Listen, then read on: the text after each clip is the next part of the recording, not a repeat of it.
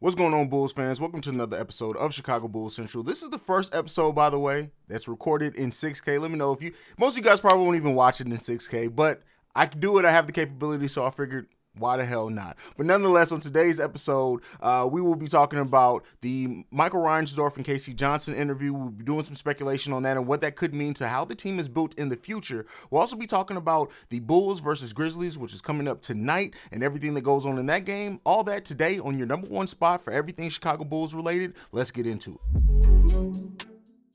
All right, so I'm going to start this off with one singular quote that came out of this, and then we'll break it down and talk about everything after. This first one, this quote, it just reads, "If you want to compete for championships, you have to be willing to spin into the tax." Now, that came out of a Casey Johnson interview with Michael Reinsdorf, and so that leaves a lot of speculation. If you've seen Bulls, Twitter, social media, pundits, all take that to go off on what that means. Right. There are a lot of things said in this, as well as, Michael Reinsdorf saying that he expects Zach LaVine to be on this team for years to come. Talked about how Garpax had apparently alluded to the fact that Garpax, they just did not make the decision to go into the Texans for so long. For like, if you've been a Bulls fan for a decade plus, we've held on to this mindset that the Bulls, or this one singular idea that the Bulls will pay for a contender. Now that has left it for interpretation. Did that mean that the Bulls will pay to create and build a contender? Would they pay to keep a team that proved themselves to be a contender? Would they pay to keep that team together? There's been a lot of speculation of that over the last decade plus as Bulls fans on what that really meant. We get more clarification from this Michael Reinsdorf interview. And so the things that I brought out of this and that I took out of this interview very much so were a couple of things. The fact that, the love that he has for AK and Eversley, the respect and admiration that seems to be there for AK and Eversley, and the trust in what they can do, right? The talking about how it is for this team to be as good as what it is, and all of that, everything in that aspect, and talking about this franchise was so refreshing as a Bulls fan to hear. Now, the thing and the question that's left in that is that, what does that mean that you're willing to pay for a contender? Does that mean that this team has the complete flexibility to do, or the front office has the flexibility to do whatever they take, as long as they prove that they're continually improving the team? There's a lot of people who are up for contract extensions in the next couple of years. Io, Kobe, and Vooch all next season, and Javonte Green as well. So depending on how this team performs, right, when you look at adding to this team, adding to continue to fill the holes on this team with, replacing players like Hill, replacing players like Mac Thomas with players that can play better, and even it may mean a Javonte Green or Derrick Jones Jr. leave as well. But with that being said, if this team in this playoffs, right, with now the addition of Tristan Thompson, makes it to the Eastern Conference Final, God forbids, make it to the finals and just doesn't win it, whatever happens with this, right, we'll have a clear indication of what we kind of need to add to this team and what will work and what may not work. So what does that mean for those players that are coming up for extension? Io, we all know we want to see Io on this team for a very, very long time. Kobe White, I've talked about it very heavily. I always thought that Kobe White would remain on this team throughout this season. Now, I can see a world in which, because the Bulls have their own first-round pick, but they can't trade it until the draft. The Bulls could very well package Kobe White, who will be an expiring deal, with their first-round pick to go after a more consistent bench threat or to whatever else they feel they may need. Or now, do they keep Kobe White as that bench scorer, because what he's been able to prove that when he's on, right, we know that Kobe has bad games and bad shooting nights, and it frustrates all of us. But when Kobe White is on, right, and doing his thing and stretching the floor the way that he does and coming in and being the spark plug, there's not that many bench scorers that are better than him. And when you look at Kobe White as well, what he's added with being better on defense, right, still not a lockdown defender, but being better and more aware on defense, especially his weak side defense, is he now a player that this team looks and say, hey, if he's willing to resign here at a reasonable thing and he doesn't get a huge offer sheet from somewhere else, we'll bring Kobe White back. Patrick Williams, we all know, this front office, I don't see letting go of Patrick Williams anytime soon. Nikola Vucevic as well. What does that mean for Nikola Vucevic, who is a free agent at the end of next season? Now, that coincides with Jokic also being a free agent. I know a lot of Bulls fans have highly speculated and talk about what the possibility of Jokic. I'm not really talking about that here. Just kind of focus on this aspect of it. Nikola Vucevic, if the Bulls don't have a clear upgrade in mind at the center that they want to go after for Nikola, we already talked about. I love Nikola Vucevic. I love what he brings to this team. Yes, he has some games when he doesn't shoot the ball well, but at the end of the day, there's not many players that simulate the skill set of what Nikola Vucevic does.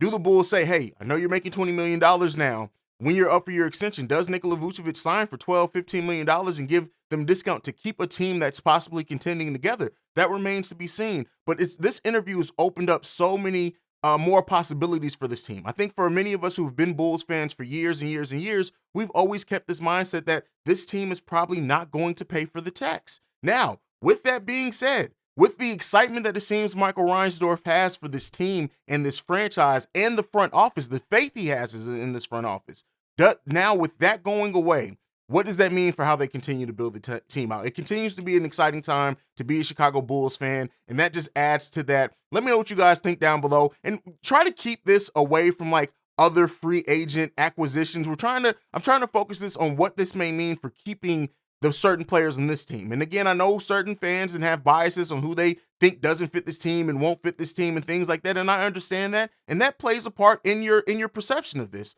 But overall, to have a now, Michael Reinsdorf come out and say that they're willing to pay, you have to pay to win championships. I think one of the things that I'm going to end this part of this video on, or this episode on, for the people listening in podcast form, what I'm going to end this on is that I think the difference between Michael and Jerry Reinsdorf is a businessman. He's always been a businessman. Now, that doesn't mean that he didn't love Michael Jordan, he didn't love Pippen, he didn't love what they were able to build, but I think at the end of the day, what made that so amazing for Jerry was also the money that it brought in, the prestige that it brought in, the attention that having a player, the greatest player ever in Michael Jordan on that roster, what that meant, right? And yes, he has a respect for Michael. I'm not taking any of that away, but I think it was always about the bottom dollar when it came to Jerry, to a degree. Michael Reinsdorf, being younger, being somebody who grew up being a fan and seeing what it means for the city of Chicago when the team is doing good and everything, I really do think Michael Reinsdorf is more of a fan of the game of basketball, whereas Jerry is more a businessman, if that makes sense. That is my interpretation. I know not everyone may share that, but let me know what you guys think about that down below. But let's move on from that. Let's get into the game tonight. The Bulls versus the Grizzlies. This is one of the most excited times I've been. The Bulls have been playing really well. Some issues aside in the Atlanta Hawks game, for us to play against a player that is one of the most exciting players in the league in Ja Morant, one of the best teams in the league, this is going to be the Bulls, who are ranked as the 4th best offense in the league, against the 5th best offense in the league that the Grizzlies have. This is and it has all the makings to be a high-octane scoring game, right? Especially in the first half, maybe even the first 3 quarters. What we see that happens in NBA games is that defense, when you have 2 very high-powered offenses, whoever can lock it down and make the correct adjustments defensively towards the end of the game is who may be able to pull that out.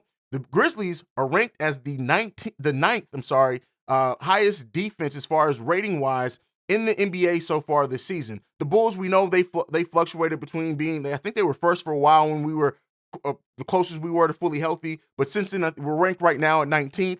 I don't know, people have said like, oh, it's because of Caruso. Also, look at when the Bulls were ranked their highest on defense. Look at the opposition we were playing at the time. But nonetheless, that's a video and a story for another day. But with all that being said, what happens in this game?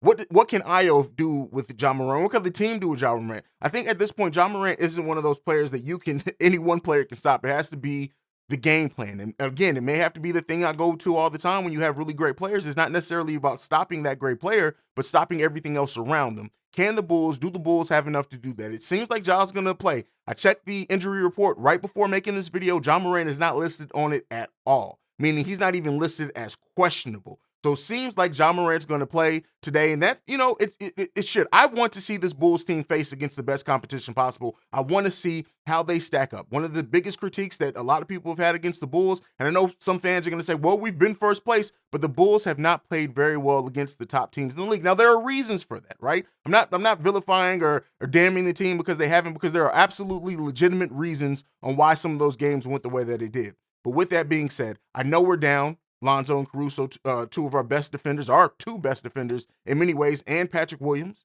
But at the end of the day, the Bulls need to execute. We need to see that ball movement come back that we did not see against Atlanta. The 14 assists against Atlanta is not going to cut it against the Memphis Grizzlies.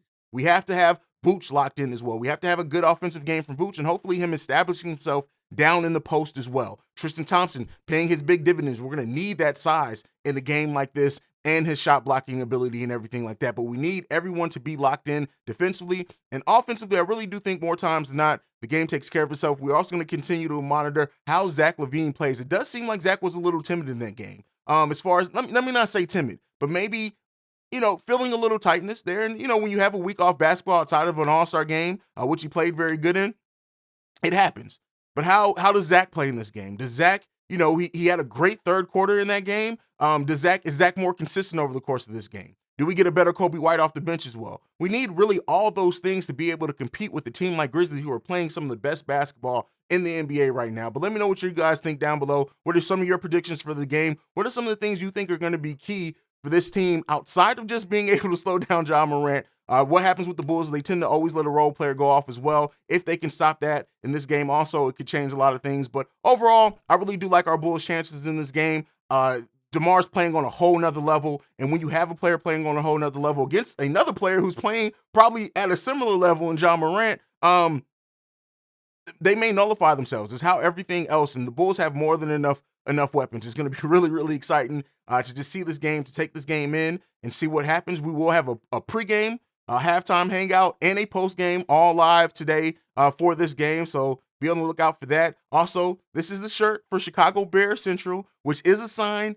something's coming very, very soon for Chicago Bears Central. For anyone who's been interested or wanting to know for that. I also have some big news dropping as well next week. There's a lot of things going on in this crazy creative world that I can't wait to bring you guys and deliver you guys. But all I can say is that you guys hopefully will be really excited for what's to come, what the next venture is and everything like that. I know there's some speculation on it. I can't wait to officially announce it. But all I will say is that I love you guys, man. I know I end every video on that. I can't stress that enough. What we've done in these 6 months as a platform, right? And as a community. Chicago Bulls Central is a community, and it's built by you guys as much as it is by me. And we get to take some things to the next level, and I just can't wait to continue to shine and dazzle as a community. But with all that being said, make sure you're following the podcast at Bulls Central Pod. You can send us any feedback, questions, comments, concerns, bullscentralpod@gmail.com. Lastly, if you want to leave us a voicemail, for that is 773-270-2799. All that's in the description down below. You can leave a text or voicemail for any of that. I know I have a couple of voicemails as well. I will get to those voicemails on Sunday's episode. The Sunday episode is really going to be built around every voicemail that we haven't, or text that we haven't get into. So if you have a hot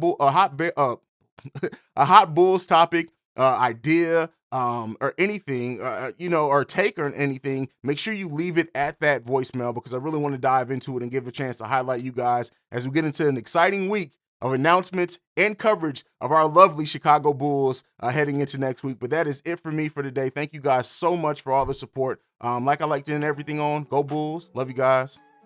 Peace. This has been a presentation of the Break Media.